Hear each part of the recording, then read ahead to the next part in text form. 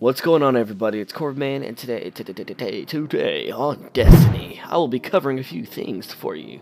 The first thing I'm going to be covering is update, or patch 1.1.1. The thing is I already made a video covering the patch and a lot of stuff coming up for Destiny, so if you haven't seen that, I highly recommend clicking the link in the video or in the description for that video and watching that prior to watching this. But in this video, I will be covering even more on that next upcoming patch. I will also be discussing the Reddit user Mega Man EXE4 and how we can look into the updates and see what's coming before it actually comes. So let's start with the upcoming patch. So if you didn't get this already, last week Deej announced that you are actually going to be able to see your reputation levels within your inventory screen. He showed this via this really crappy GIF image, but it gets the point across. So this is pretty cool. With our next update, we're going to be able to see these without actually having to fly all the way to the tower and walk around and talk to the guys just to see that reputation level. That has always been a really annoying thing in the past, and it's great that we can finally just click on it in our inventory and see what we gotta do and how much more level we gotta get. The next thing that we have to talk about is in the next patch, Deej has announced that the weekly Heroic Strike will have matchmaking. So he said, we wanted the weekly heroics to be a challenge that pushed you and your buddies, but what we observed was that these strikes don't demand the same cooperation of a cohesive pre-made group.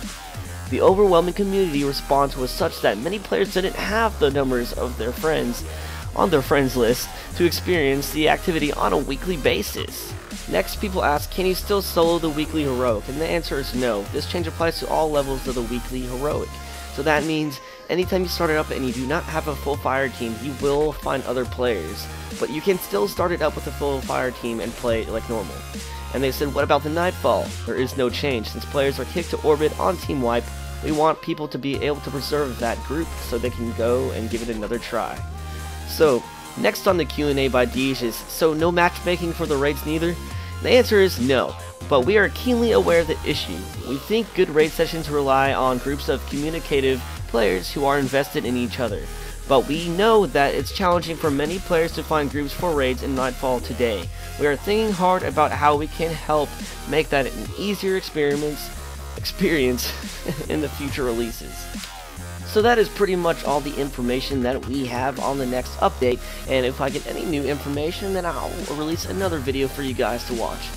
So the next major thing that we're going to talk about in this video is the Reddit user Mega Man EXE4. So somehow he is able to look into the updates and actually find out what information they hold.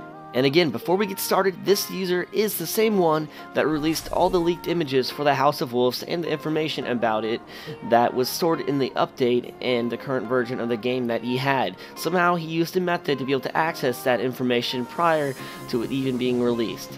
If you want to see a video about that, then just click in the middle of this video or find it in the description below. But now we're going to talk about how you can predict things before they actually come in Destiny. So this image may be irrelevant now, but last night it wasn't. He actually released this before Xur came to the tower, and if you look at his loot right now, he actually has the same exact loot as you see here. With his picture, he was also able to predict that heavy ammo would be available finally this week. So get it while you can. The next thing he was able to predict is that the Hardlight and Thunderlord are indeed in the loot table, but he just does not know when they will be delivered. The other thing is, he said the Gjallarhorn is not scheduled to be sold in any week, so do not ever expect it to be there besides as an upgrade. He also mentioned that the Iron Banner is in a predetermined order list as well, and the current update has information about the next Iron Banner event. So according to his information, the next Iron Banner event will have light level 36 boots and chest beast. It will also hold an awesome new machine gun and auto rifle. According to Mega Man EXE4, he said he has waited for things like this to come out so that he could see if his predictions were true before he released it online. So if this is indeed true for future reference, then he will be able to determine what is up and coming based on what information is already in the updates.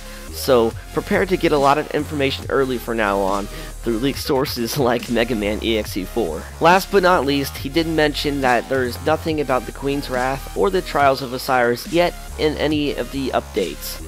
But he did mention if that does change in the next update, he will post about it. Now real quick, going back to the Iron Banner event, I think it's pretty interesting that we know we're going to be able to get a chest piece. So now we'll get a light level 36 chest piece, boots, and gloves. And if we use an exotic for the head, then we can have a whole set of armor to get to level 32 without actually owning any raid armor at all. Finally, not everyone's going to look like they just beat the freaking raid. So basically, guys, that's about it. I hope you enjoyed this video. If you did, please like it. And if you haven't already, please subscribe. And let me know what you think about Mega Man actually releasing all this stuff early. What do you think about it? Leave a comment below. It's Corbman, and I'll see y'all next time.